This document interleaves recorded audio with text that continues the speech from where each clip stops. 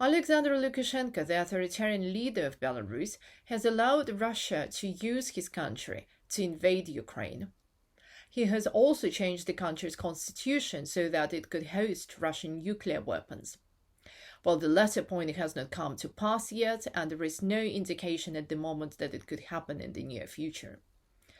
Another important bridge that Lukashenko has not crossed yet is that he has not actually sent Belarusian troops to fight along Russian ones. While public opinion in Belarus is overwhelmingly against Belarus' participation in this Russian war against Ukraine, a survey that was released at the start of the war showed that as many as 60% of Belarusians thought that it would be a catastrophe for the country to be part of this Russian aggression against Ukraine. Public officials, the security services in Belarus, they also seem to be demoralized by Lukashenko's decision to allow to use Belarus as a launching pad.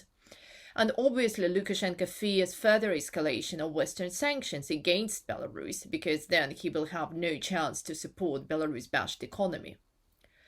But it is also important to remember that Lukashenko is very dependent on Putin politically and economically.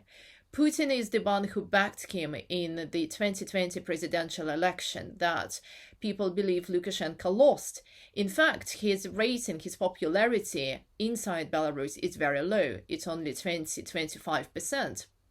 But because of the Kremlin backing and because of some economic support from the Kremlin, Lukashenko has managed to stay in power. So the question whether Lukashenko will send troops or not will perhaps depend on whether Putin would deem that necessary. We know that Russian army needs reinforcement, but we also know that the Belarusian army is not really very advantageous in this, because Belarusian armed forces are very small. They're only about 45,000 people, and they have no combat experience. So it will all boil down what Putin will decide.